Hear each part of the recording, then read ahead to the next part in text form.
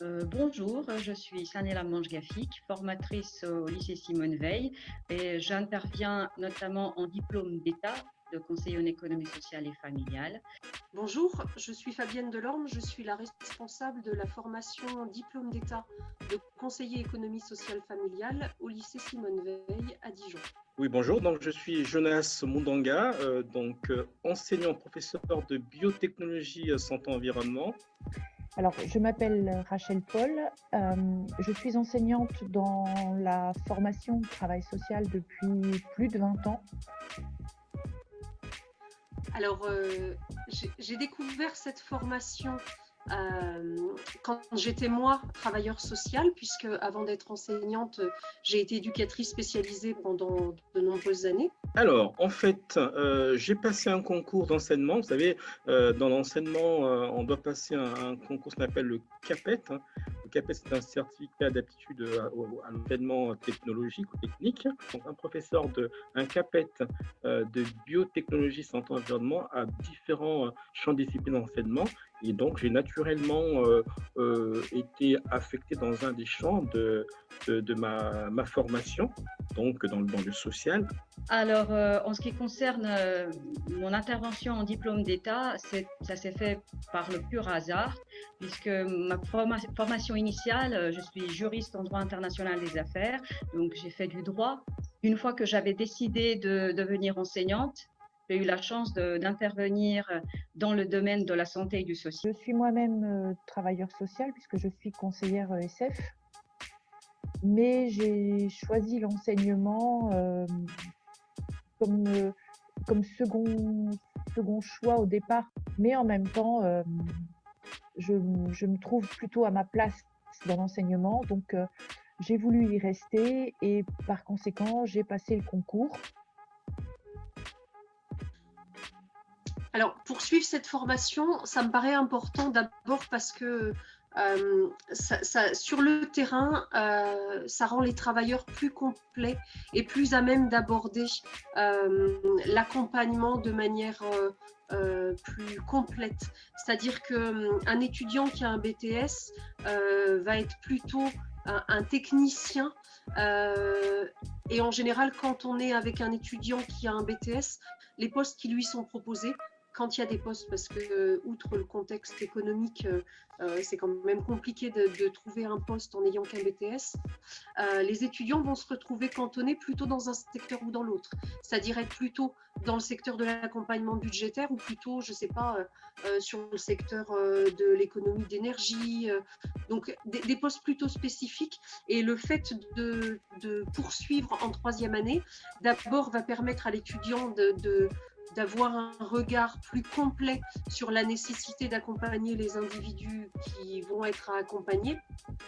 Et puis surtout, autre point positif, la réforme de ce diplôme permet aux étudiants une poursuite d'études ensuite, s'ils auraient envie de continuer après le niveau licence, de pouvoir continuer ensuite sur une maîtrise. Voilà. La première différence, c'est notre spécificité technique et scientifique. Qui nous donne déjà un cœur de métier axé sur tous les domaines de la vie quotidienne. Et ça, ces domaines de la vie quotidienne que sont l'alimentation, l'hygiène, la santé, la consommation, le logement, ça, c'est ce qu'on appelle notre porte d'entrée. C'est par ça qu'on commence généralement à étudier la situation d'un usager. On passe par des aspects purement techniques et après, on ira développer l'accompagnement sur un accompagnement global, social, à visée d'insertion, à visée d'autonomie. Mais notre porte d'entrée, ce sera la gestion de la vie quotidienne. Ce que n'ont pas, à mon sens, les autres travailleurs sociaux. Ils ont d'autres stratégies, d'autres techniques. Mais ils n'ont pas cette maîtrise des domaines de la vie quotidienne. Ils n'ont pas ces connaissances scientifiques qui nous permettent d'accompagner un usager quand il doit faire le bon choix parce qu'il a peu de moyens.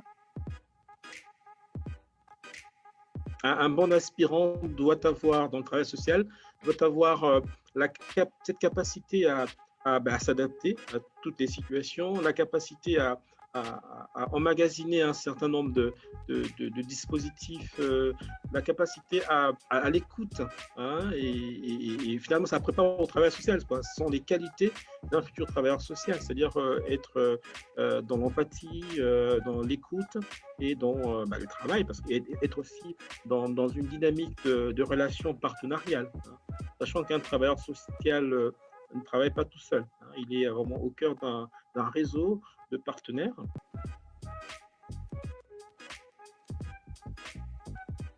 Alors, le lycée Simone Veil, il va définir un travailleur social. Déjà, on le fait en équipe et surtout, on associe beaucoup les collègues de terrain. C'est-à-dire que ce soit en amont de la formation pour étudier les dossiers de candidature, durant la formation pour faire passer des examens, pour faire des entretiens blancs ou des soutenances blanches de leurs examens, ou pour corriger les examens qu'ils auraient réalisés sur table.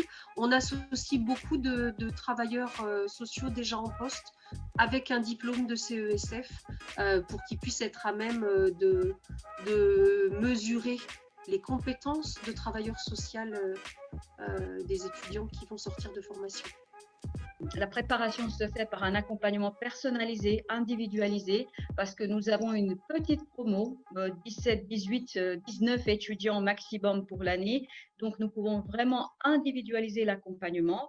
Et surtout aussi, nous travaillons beaucoup avec le terrain, avec les lieux de stage, et notamment notre formation se passe presque en alternance, puisque une partie de leur formation, ils sont en classe, une autre partie, ils sont sur le terrain. Donc, on essaye vraiment d'intégrer l'aspect pratique de notre formation pour que ce ne soit pas juste de la théorie, parce que ça ne peut pas l'être à ce niveau-là, puisqu'on est dans un diplôme de professionnalisation.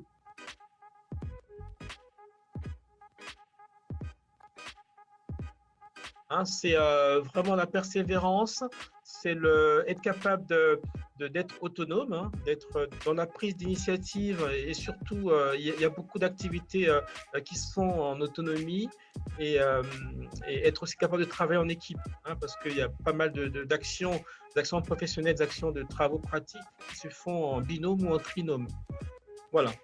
Et voilà, et puis le travail, simplement, hein, il faut être dans le travail, il faut pas lâcher, hein, il faut continuer, il faut persévérer. Ne jamais penser que tout soit acquis définitivement.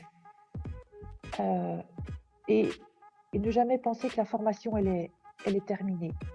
On se forme tout au long de sa carrière.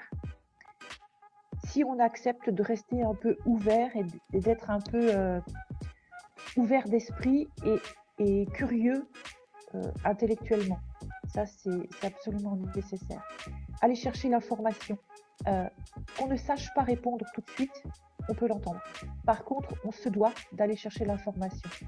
Donc, être toujours voilà, dans la curiosité, dans l'envie de connaître et puis l'envie de faire.